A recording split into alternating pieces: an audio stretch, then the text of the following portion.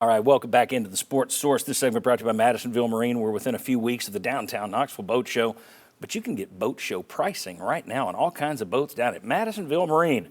There is no better place to buy a boat than Highway 411 North in Madisonville. All right, let's remind people of the poll. Let's put that thing up here. It wasn't up for a lot of those graphics a minute ago. Click on that and let us know your thoughts on this. The NCAA is toothless. I want every bit of them.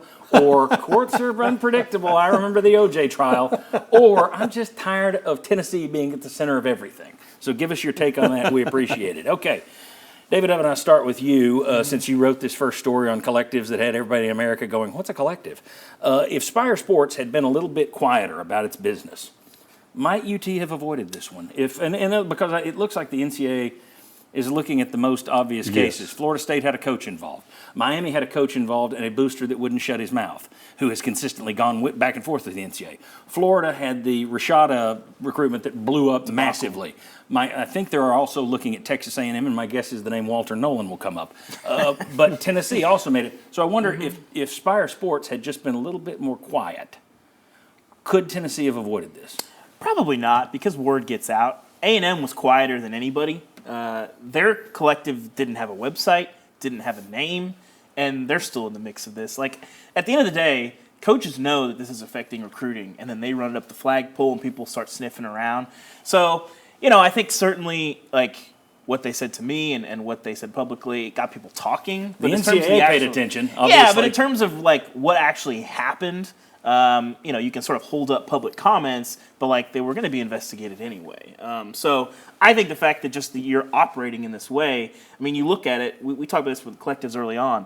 The most active, aggressive collectives were places that had resources but had not won at the level that they'd like to win. Obviously Texas A&M, obviously Florida State. Nebraska had one, but you've never heard of them. Yeah, Nebraska's in Nebraska's in a weird space. Oregon's been really aggressive. So these are kind of the big dogs in the collective world. And so all of that was eventually going to be something that people paid attention to. Do you agree that the quotes didn't hurt? I think it had to hurt some, don't you? And then plus with Nico being at the forefront of this, right? Yeah. Isn't that like the biggest salary or any kind of compensation any of us have heard? So you put those two together, there's somebody kind of, pumping their chest out saying, we're doing this. We're giving car washes. Forget about the apartments and the cars. We're doing all this. And then plus there's Nico. And then it was like, how much is he getting? Really? I think that's the boasting about it and then doing something. Those two go hand in hand to me. Yeah, I think the Nico thing probably caught everybody's attention, $8 million. But then when you come out and speak about it in the way they did, and I think that may be the only thing, the only violation here is they weren't as cautious as I probably would have been in terms of holding my tongue. I think there's no question that probably drew the NCAA to them, and I think it probably, and we said this on the show at the time, you were still in the middle of the other investigation, and I wondered on this show, are you putting it by thumbing your nose at the NCAA? Is this going to backfire with the Pruitt case? And it didn't, and I thought, the NCAA didn't care. Now I think, no, they cared. I think they paid attention, and the fact they leaked that comment to the New York Times tells me they're paying attention to the talk. I think it hurt, and part of my rationale is that if it was okay or wasn't a problem, why did Tennessee tell them to shut the heck up? Which they did. They told Spire, and after David's story, I called Spire multiple times. I never got a phone call back. I know that. I think you were behind that. No, I've experienced that. They were set up to do something with us, and I called them, and suddenly not only did they say the landscape's changed, no response at all. Yeah, and I think an $8 million deal for an unnamed person, who we all know who that is, that drew attention. Mm-hmm. And I also wonder, would A&M would they be looked at right now if Nick Saban had said they bought all their players?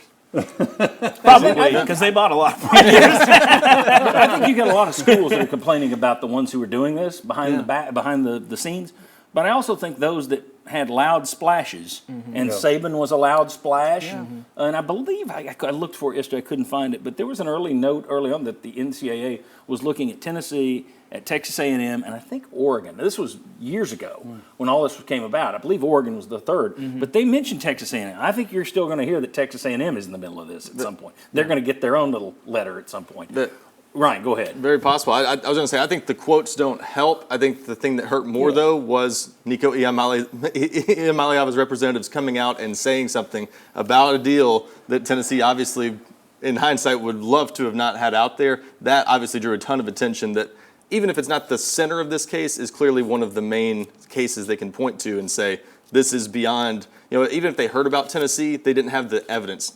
They went into this knowing there's an $8 million deal to seek out and get details on to pursue. And I still think it's important to note two things. One, that what we're talking about should be allowed, just for the record. Like, this limiting how much kids can make when there's a market is ridiculous. And two, I think it does get sticky that all the people that are committing these violations are not NCAA members. They're not members of Tennessee. They're an outside group. So that complicates things. Now, does Tennessee know it's happening? Yeah, sure. Now that's but they didn't do anything, and that's part of what they're stating. And that's where it gets really complicated. That's also where the NCAA has a little bit more gray area. They stated all. Everybody acts like they didn't tell you anything about the recruiting. They did. They stated it all along. Yeah. They tried to tell you, hey, the themes that we've had for 100 years, they're the same. Mm-hmm. We're just opening up NIL.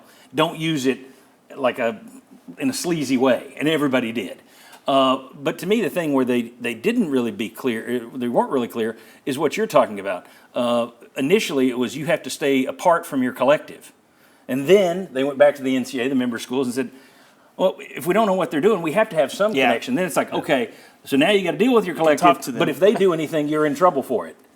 So that's one where the UT side. And the NCAA is probably not going to punish kids. That's where, right. If you're going to levy punishments on universities, whether it be fines or probation, when they didn't do anything, again, this is where you start running to the courts, and it's hard for me to see you not winning that case. Agreed. $8 million will get you out of trouble. When we come back, we talked about could Tennessee have avoided this thing?